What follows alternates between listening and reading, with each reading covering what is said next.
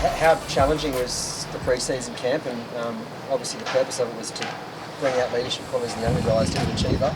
Yeah, it was probably, I think, easily the hardest thing I've done in the pre-season so far. It's definitely mentally and physically challenging, really long days and just getting through different activities. But in saying that, it definitely took a lot out of it, and there are a lot of lessons to be learned, and even just getting to know each other better and how each other work under pressure and what drives each other. I think it achieved that, and I think a lot of the young guys took a lot of kind of confidence out of that to be leaders, and they don't have to be a massive voice, but to lead kind of through their actions and helping out each other. Can you tell us about what it's like to be underwater? You're doing up knots, you're pushing plates 50 metres. What's that mental challenge like? Yeah, it's pretty freaky. It's obviously a lot of pressure on you to kind of stay calm and cool under pressure, which does relate a lot to footy. And when you're in those tough situations, especially in the back end of games, so it's a lot of kind of life lessons as well as footy lessons as well in that aspect. But yeah, it was pretty freaky at the time, and I think there were a few people more nervous than others, especially the ones that couldn't swim so well. What was the hardest thing? Well, what was the one challenge that you thought was the toughest?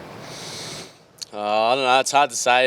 There was probably this trail run we did. It was like the first activity, but it was through like all these mountains and hills, and you were carrying these like 20 kilo jerry cans as well, and that was pretty tough. And it was just something that you had to get through, and you couldn't get through it with the other people beside you. You couldn't leave any gaps in the line or anything like that. So I thought that was a perfect start to the camp, and something that we knew what was ahead of us, I guess, and how hard we'd have to work and how hard we'd have to work with each other.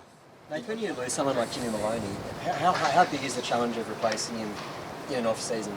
Yeah, it's obviously massive. Jimmy was such a big part of the team, but not only that, I think he left a real big impact on us as well, and I think that's made it kind of easier to move forward from him. He instilled a lot of good qualities in not only myself but a lot of the younger guys as well, and everyone's learned a lot from him, and I think everyone's ready to kind of take the next step and fill the void that he left. I know Matt Burton's obviously in the top 30 now, but probably looks like Jerome Luai is going to be your partner in the halves. Is that how you see it happening?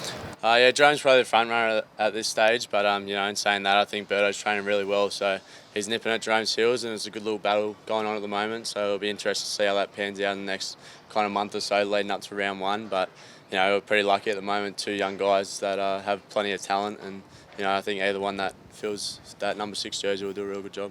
Are you looking forward to sort of taking charge of the side now that Jimmy's not going to be there? You're sort of the more experienced player in the spine. Are you looking forward to that challenge? Yeah, I definitely am. I think I'm kind of primed for it now. I think coming into my 5th season of first grade, and really looking forward to that challenge, and just trying to take that next step forward. Obviously it is a tough gig with Jimmy. The kind of player he was and leader he was, but I did learn a lot off him and learn a lot about myself. I think in the last year or so, especially the ups and downs of footy, and I think I can pass that on to the younger guys, and hopefully with whoever the halves partner in, obviously they'll be a bit less experienced, so it can kind of help them and take a bit of pressure off them as well. Do you want to lead this team now? You think this is it now? I've put in the massive apprenticeship. 2020 is the year for you. Yeah, definitely. I think, and I kind of have to. I've got the number 7 on my back, and I got to lead from the front. And as I said, whoever is going to be in that number 6 jersey is obviously going to be a little less experienced, and I want to take as much pressure off them as possible and try to lead from the front. And I think that's one thing I learned about myself in the last 12 months. So is just kind of leadership qualities and trying to work all that out. It's a lot more complex than what I first thought, but it's been a good learning process, and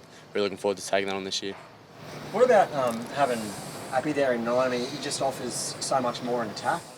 Yeah, it is really good to have Appy. I think with Mitch and Wade last year, they both are really good players, but they're both really young, and Appy's he's experienced. He's won a comp. He's been to a few clubs now. He's been around, and he definitely knows a lot about the game, and I'm really looking forward to playing alongside him. He's pretty crafty and knows what he's doing, so it'll be good, and it is good for our young hookers at the moment as well.